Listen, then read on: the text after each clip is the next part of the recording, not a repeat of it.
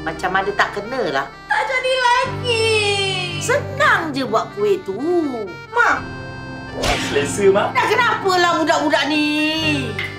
Banyak yang tak kena bila berjauhan. Nenek, selamat Hari Raya.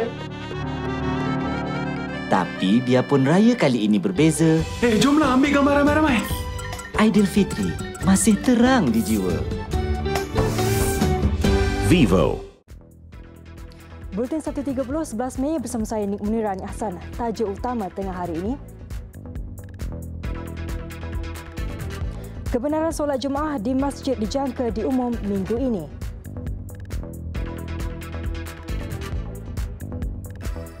Sidang Dun Melaka kecoh susulan cadangan pertukaran Speaker Dewan.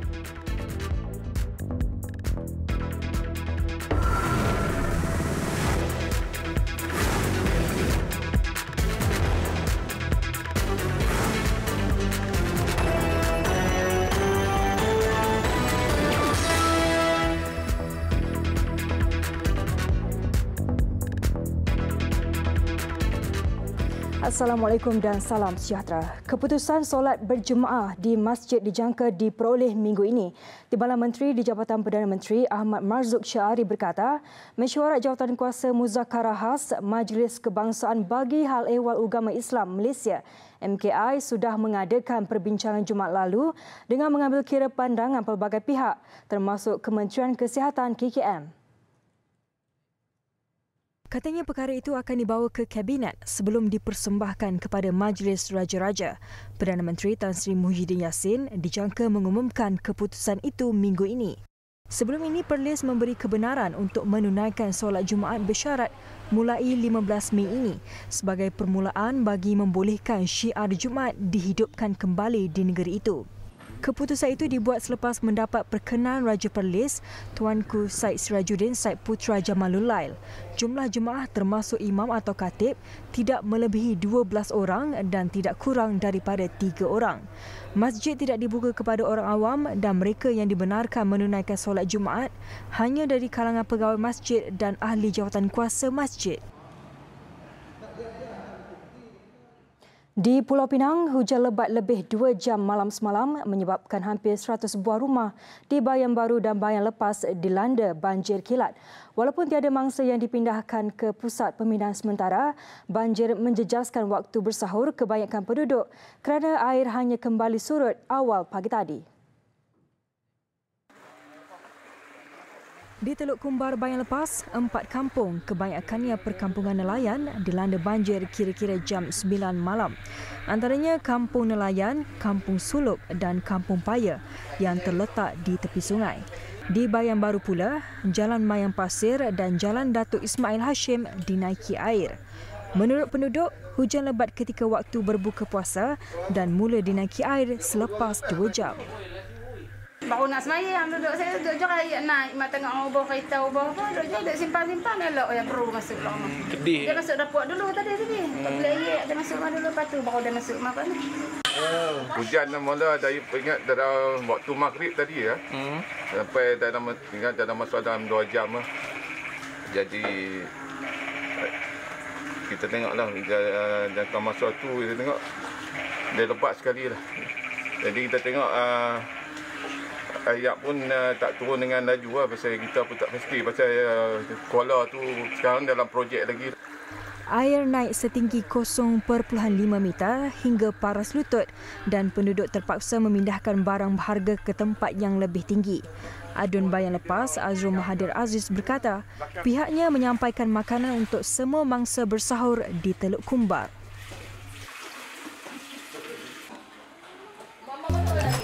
Terangi malam anda. 32 megapiksel swafoto malam unggul Vivo V19. Vivo. Badan Kehakiman menetapkan 14 prosedur operasi standard SOP untuk dipatuhi ketika pendengaran di Mahkamah Terbuka yang bermula sejak berperingkat Rabu ini. Dalam satu kenyataan, Pejabat Ketua Pendaftar Mahkamah Persekutuan memaklumkan pihak berkenaan perlu menyemak status kes terlebih dahulu sebelum hadir ke mahkamah dan digalakkan untuk menjalankan urusan pemfailan dokumen secara e-filing. Mereka yang hadir juga perlu memuat turun borang pelawat ke mahkamah melalui portal rasmi Badan Kehakiman bagi tujuan penjejakan sosial. Borang berkenaan juga disediakan di premis mahkamah. Hanya satu pintu masuk dibuka dan kebenaran masuk hanya diberikan kepada individu yang mempunyai urusan sahaja. Bagi kes jenayah, hanya seorang ahli keluarga sahaja dibenarkan untuk hadir dan hanya seorang anak guam bagi satu pihak dibenarkan berada di bangunan mahkamah ketika pendengaran kes. Pemakaian pelitup muka juga diwajibkan pada setiap masa di dalam mahkamah. Suhu badan setiap individu yang memasuki premis mahkamah akan diambil dan hanya individu yang mempunyai suhu 38 darjah Celsius dan ke bawah dibenarkan masuk. Saksi juga perlu berhubung dengan polis atau peguam masing-masing terlebih dahulu bagi sesuatu kes untuk memastikan kelancaran kehadiran dan urusan di premis mahkamah. Sidang Dewan Undangan Negeri Dom Melaka yang berlangsung pagi tadi kecoh berikutan cadangan pertukaran speaker oleh pihak kerajaan. Keadaan itu bertukar kecoh apabila Datuk Seri Idris Harun yang juga ada Sungai Udang mendakwa Speaker DUN Datuk Omar Jaafar tidak layak di kerusinya kerana tidak mendapat sokongan majoriti ahli Dewan dan mempunyai kepentingan peribadi untuk kekal sebagai Speaker. Susulan itu, beberapa wakil pembangkang bangun dan membidas kenyataan Datuk Seri Idris selain ada di antara mereka yang mendesak supaya bekas Ketua Menteri Melaka itu dihalau keluar kerana menghina Dewan. Kekecohan hampir setengah jam itu menyebabkan Datuk Omar membuat keputusan menangguhkan persidangan jam 9.52 pagi tadi. Pihak media juga tidak dibenarkan untuk membuat sebarang liputan di dalam Dewan ketika sesi sidang DUN berlangsung.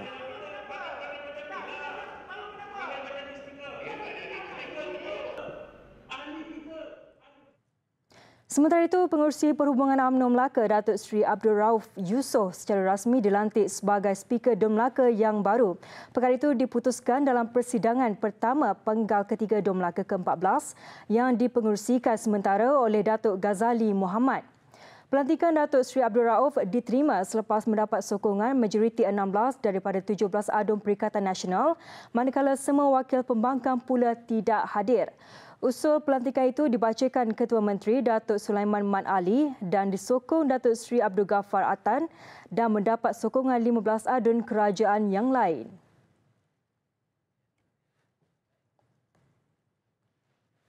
Majlis Perbandaran Selayang MPS mewajibkan semua penyewa dan pekerja di semua pasar awam di bawah pihak berkuasa tempatan itu menjalani saringan COVID-19. Dalam satu kenyataan, Pengarah Jabatan Korporat MPS Muhammad Zain Masuad berkata, tindakan itu sebagai langkah berjaga-jaga bagi mengelak wabak itu merebak, terutama dalam kalangan pekerja warga asing. Proses saringan pertama membabitkan semua penyewa dan pekerja pasar awam MPS Selayang Baru 8 Mei lalu. Saringan merangkumi 421 individu di Dewan Seroja Kampung Bendahara bermula jam 9 pagi hingga 12 tengah hari. 400 individu dijangka menjalani ujian saringan di Pasar Awam Moden MPS Rawang di Dewan MPS Batu 17 Rawang pada 13 Mei ini. Manakala 130 individu di Pasar Awam Moden MPS Sri Gombak dan 30 individu di Pasar Awam MPS Taman Ehsan akan menjalani ujian saringan di Dewan Beringin Sri Gombak pada 15 Mei. 200 individu di Pasar Awam MPS Bandar Country Homes dan 60 individu di Pasar Awam MPS Batu Arang pula akan menjalani ujian saringan di Dewan Bandar Baru Kundang.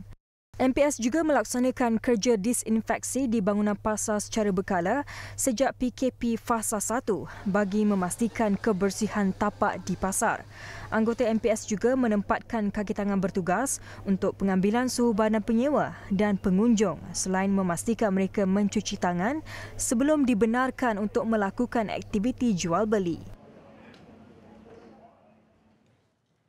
Angkatan Tentera Malaysia ATM sentiasa memantau pergerakan, lokasi dan strategi pendatang tanpa izin parti yang cuba mengambil kesempatan membolosi kawalan sepadan negara ketika pelaksanaan Perintah Kawalan Pergerakan Bersyarat PKPB.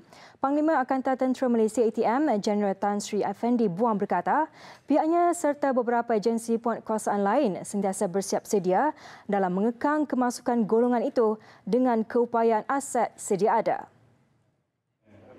Tambah beliau, kerjasama beberapa agensi penguatkuasaan turut dilakukan termasuk menerusi Op Benteng. Kita telah berjaya menggabungkan segala usaha kita, baik daripada aset, keupayaan, intelijen ataupun risikan kita gabungkan sekali. Oleh yang demikian, amatlah sukar untuk anasir-anasir luar ni mengambil kesempatan untuk melakukan perkara yang kita kata jangan. Beliau mengulas dakwaan terdapat 2 bot dinaiki etnik Rohingya kini berada di kawasan perairan negara jiran dan menunggu masa untuk menceroboh masuk ke Malaysia. Op Benteng turut membabitkan Polis Diraja Malaysia PDRM, Agensi Penguatkuasaan Maritim Malaysia APMM dan Jabatan Immigration. Tambahnya, operasi di sepanjang negara sentiasa dipertingkatkan dan berjaya menghalang pencerobohan parti, terutamanya ketika penularan COVID-19. Usaha yang dilaksanakan dengan teliti dan serius itu jelasnya penting bagi memastikan kejayaan kerajaan untuk mengekang kluster import membabitkan warga asing. Mengulas mengenai penugasan anggota ketika PKPB, beliau berkata, ATM masih terus fokus dalam membantu PDRM melaksanakan penguatkuasaan pematuhan terhadap prosedur operasi standard SOP ditetapkan. Pihaknya juga masih membantu dalam pelaksanaan Sekatan Jalan Raya SJR yang ada selain membuat rondaan bersama anggota agensi lain. Jeneral Tan Sri Afendi ditemui selepas menjadi tetamu program Malaysia Hari Ini di Sri Pentas TV3 pagi tadi. Nasib 4 beranak yang tinggal di bawah kolong di Jalan Skudai Batu 10 Johor Bahru sejak 5 tahun lalu bakal berakhir apabila kisah kesempitan hidup mereka mendapat perhatian kerajaan negeri. Mereka akan berpindah ke rumah baru di projek perumahan rakyat PPR Kempas Permai dalam masa terdekat. Kedaifan menyebabkan ibu tunggal Nurlaila Abu Samah 29 tahun terpaksa menyara hidup 3 anak perempuannya di kolong yang terletak di salah satu deretan kedai di tengah-tengah pusat bandar Johor Bahru.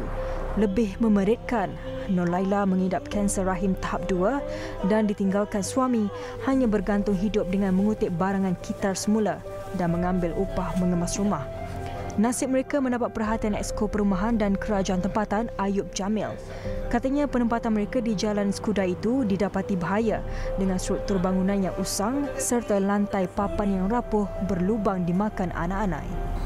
Jadi saya dah ambil keputusan Kerajaan Negeri untuk membagi satu rumah PPR di Taman Kempas Baru Kempas Permai.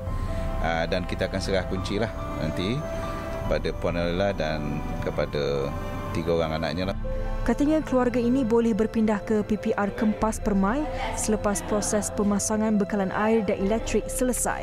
Saya rasa gembira lah sebab terima kasih banyak kepada YB sebab dengan cepat saya dapat rumah. Kami akan beransur dengan perlahan-lahan lah. Saya ucapkan terima kasih kepada semua yang membantu saya dan pihak media membantu saya. Nurlaila dan anak-anaknya bersyukur kerana dapat menyambut Aidilfitri di rumah yang lebih selesa. Penyerahan kunci dilakukan petang semalam di PPR Kempas Permai yang bakal didiami Nurlaila dan 3 anak perempuannya. Besar impaknya. Tular selepas hasilnya. Pantas menampilkan prosiding ini secara dalam keuangan maya. Berita di jari. Subscribe YouTube Bulletin TV3. Kelaporan antarabangsa, 33 kes yang diuji positif COVID-19 oleh sebuah makmal di Singapura didapati salah susulan timbul isu berkaitan kit ujian di salah sebuah makmal di Republik itu. Ujian semula kemudian dilakukan di Makmal Kesihatan Awam Nasional mengesahkan bahawa keputusan adalah negatif. Kementerian Kesihatan Singapura sudah mengambil tindakan segera untuk memperbetulkan keadaan dan menambah bahawa makmal itu sudah menghentikan semua ujian dan sedang berusaha menyelesaikan isu terbabit.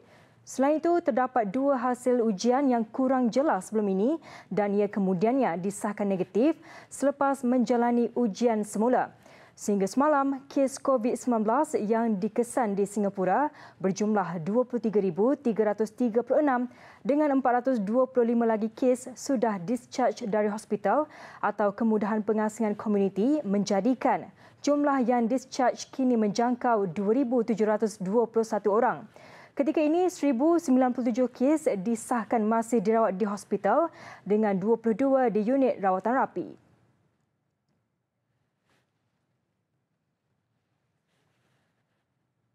Syarikat minyak milik Kerajaan Arab Saudi, Saudi Aramco, bertindak menurunkan harga minyak di negara itu sekali lagi. Menurut syarikat berkenaan, langkah itu diambil selari dengan prosedur kerajaan yang ingin menstruktur semula harga produk dan perkhidmatan berkaitan air dan tenaga. Penurunan berkenaan berkuat kuasa mulai hari ini. Jelas Saudi Aramco, harga baru yang diumumkan itu membabitkan gasolin 91 yang kini diturunkan kepada 67 sen seliter berbanding sebelum ini RM1.31 bersamaan RM1.51 dan gasolin 95 yang kini berada paras 82 sen seliter berbanding RM1.41 bersamaan RM1.70.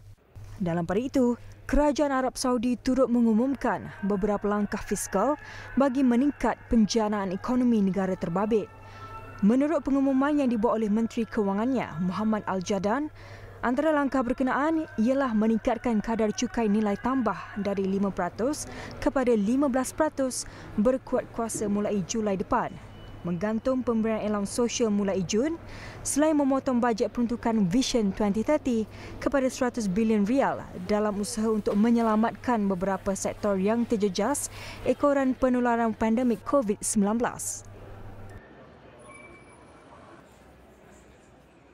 Seiring dengan pelonggaran perintah berkurung, India akan memulakan semula operasi perkhidmatan kereta apinya secara berperingkat bermula esok. Sebahagian daripada 30 perjalanan akan beroperasi dari New Delhi ke beberapa bandar utama termasuk Mumbai, Bangalore dan Chennai. Perkhidmatan kereta api India kemudiannya akan memulakan lebih banyak perkhidmatan khas di laluan lain.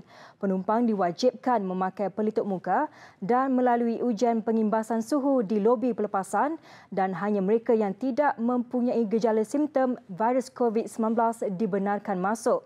Sejak awal bulan ini, lebih 336 kereta api khas yang membawa 1,200 penumpang bagi membantu golongan miskin yang terkandas dan mereka yang kehilangan kerja untuk pulang ke kampung masing-masing.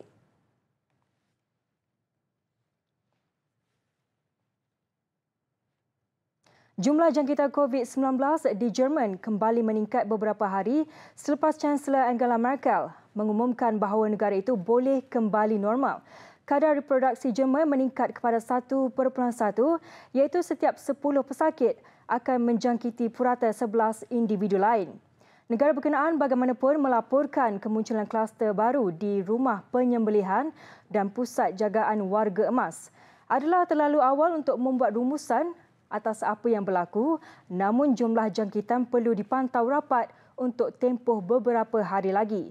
Data terkini itu menarik perhatian ramai apabila Merkel pada Rabu lalu mengisytiharkan bahawa Jerman sudah meninggalkan fasa pertama pandemik serentak dengan pengumuman kerajaan untuk melonggarkan larangan bersosial. Kebanyakan kedai dan taman permainan kembali dibuka, manakala kanak-kanak juga mula bersekolah dengan kebenaran diberi kepada restoran, gimnasium serta rumah ibadat untuk kembali beroperasi.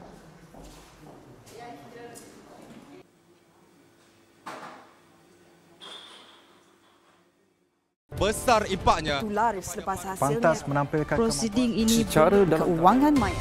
Berita di jari. Subscribe YouTube Bulletin TV3. Sukan. Cubaan saingan Liga Perdana Inggeris EPL untuk menyambung semula saingan Liga dalam masa terdekat menjadi pertikaian ramai pihak. Selepas 3 pemain utama Liga itu dari pasukan Brighton and Hove Albion sah dijangkiti COVID-19. Skuad The Seagulls mengesahkan seorang lagi pemain mereka dijangkiti virus itu hari ini. Kabar ini jelas merisaukan semua pihak ketika EPL membenarkan semua pasukan kembali menjalani latihan berpasukan minggu depan. Ketua Pegawai Eksekutif Brighton, Paul Barber, meskipun pelbagai langkah sudah diambil beberapa minggu ini dan tiada pemain terbabit dengan latihan, namun terdapat pemain yang disahkan positif virus itu. Pasukan EPL kini sedang mencari jalan untuk menghabiskan baki 92 perlawanan dengan ada cadangan perlawanan berlangsung di venue neutral. Namun Barber menjelaskan nyawa pemain tetap dipertaruhkan. Brighton antara 6 pasukan yang enggan beraksi di venue berkecuali.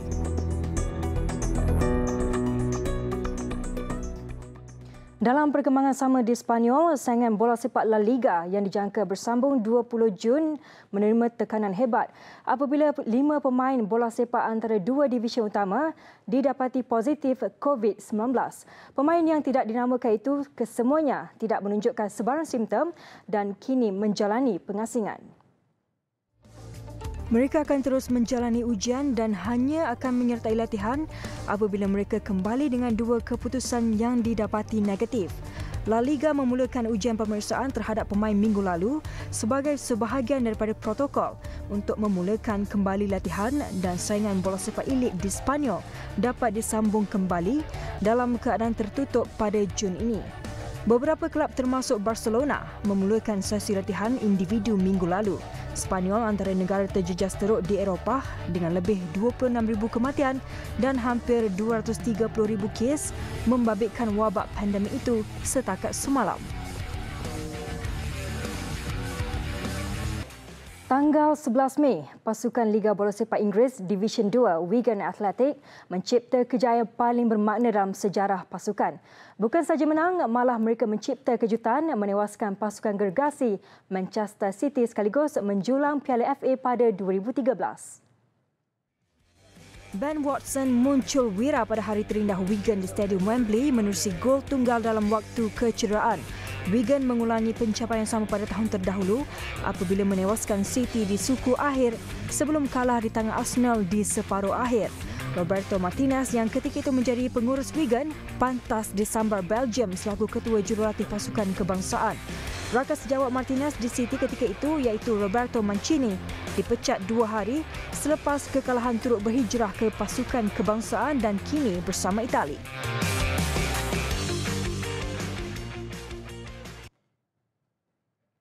Buletin 1.30 berhenti di sini. Sekiranya anda mempunyai sebarang aduan atau masalah yang ingin dikongsikan, email kami ke news@tv3.com.my. Kami tinggalkan anda dengan upacara pembukaan semula Taman Tema Disneyland Shanghai yang sebelum ini digantung operasinya berikutan pandemik COVID-19. Saya Nik Munirani Ahsan. Salam hormat dan Assalamualaikum.